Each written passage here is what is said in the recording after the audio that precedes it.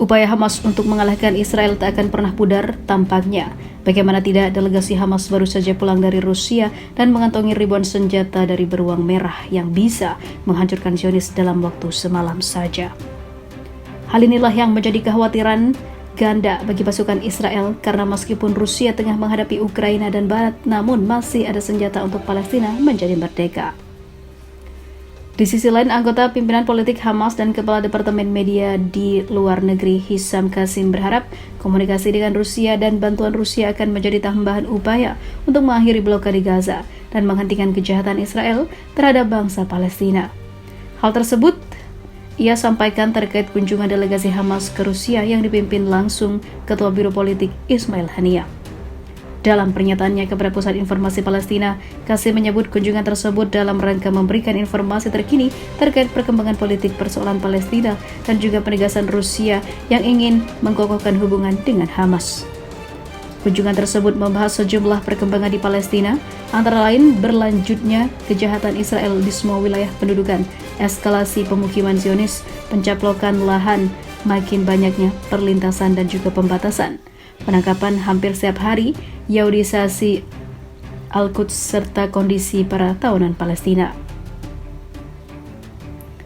Seperti diketahui, hubungan Hamas dan Moskwa sendiri telah berlangsung sejak 15 tahun lalu. Qasim berharap dengan pengakuan Rusia bahwa Hamas sebagai pihak berpengaruh dalam persoalan Palestina akan mampu menggagalkan upaya segelintir pihak yang hendak mengisolasi gerakan perlawanan itu.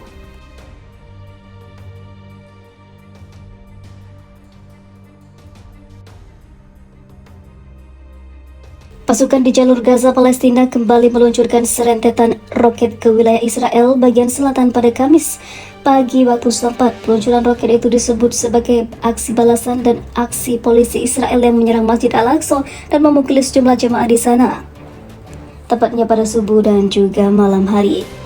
Sementara itu, sirene peringatan serangan udara di Israel pun meraung sebagai tanda waspada. Militer Israel bersiap-siap menangani serangan balasan dari Hamas itu yang kemungkinan memang dari milisi Hamas di Gaza. Ini merupakan serangan kali kedua setelah Gaza meluncurkan sekitar puluhan roket ke wilayah selatan dan kini mereka kembali menembakkan ratusan roket ke Israel. Aksi polisi Israel menyerbu Al-Aqsa di saat Muslim menjalankan ibadah Ramadan dan jelang Paskah itu mendapatkan kecaman dari banyak negara termasuk Rusia. Negara-negara yang terhimpun dalam Liga Arab pun langsung menggelar rapat darurat menyikapi tindakan kekerasan polisi Israel di Al-Aqsa yang semena-mena.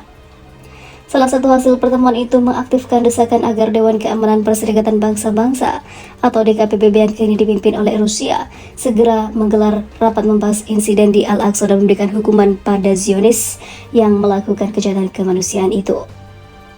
Sementara itu, dua diplomat PBB mengatakan sesi itu akan berlangsung secara tertutup. Pertemuan itu dilakukan atas desakan Uni Emirat Arab sebagai perwakilan Liga Arab dan Cina. Demikian dikutip dari Times of Israel. Rapat itu bakal menjadi sesi darurat setempat ataupun yang keempat yang digelar Dewan Keamanan menyambut konflik kedua negara ini sejak Benjamin Netanyahu menjadi Perdana Menteri Israel. Rusia juga mengatakan agar insiden Al-Aqsa segera diredam sehingga konflik tidak meluas. Karena jika semakin meluas, maka pasukan dari pendukung Palestina itu bisa turun gunung. Moskow menyampaikan kekhawatiran dan kemarahan yang serius terkait rangkaian eskalasi antara Palestina dan Israel yang berisiko menjadi konfrontasi pasukan dengan skala penuh, seperti yang terjadi berkali-kali di masa lalu, khususnya di tahun 2021 dan tepatnya juga di bulan Ramadan. Kata juru bicara Kementerian Luar Negeri Rusia Maria Zakharova, seperti dikutip Anadolu Agency.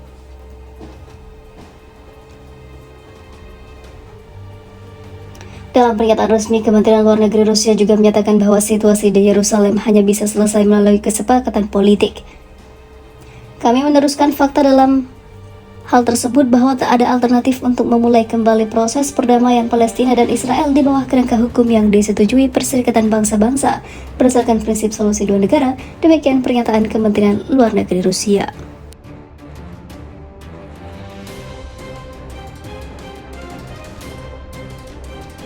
Kementerian Luar Negeri Rusia mengatakan kekhawatirannya usai pasukan Israel menyerbu Masjid Al-Aqsa dan menyerang jemaah.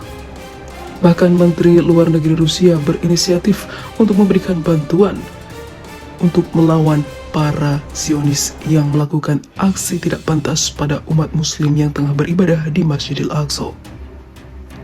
Moskow kemudian mewanti-wanti konflik meluas jika aksi penyerbuan polisi Israel ke Al-Aqsa selama Ramadan tahun ini tak segera diredam.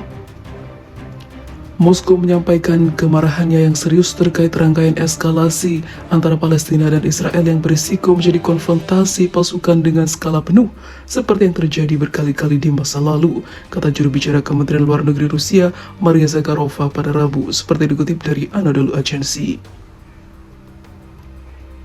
Insiden itu terjadi di bulan suci Ramadan dan mendekati Paskah. Menurut Zakharova, insiden di waktu-waktu tersebut bisa membuat konflik makin meluas.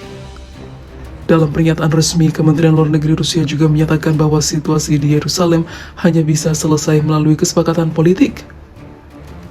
Kejadian yang melukai banyak penduduk dari Palestina tersebut mendapat sorotan dari berbagai negara termasuk PBB.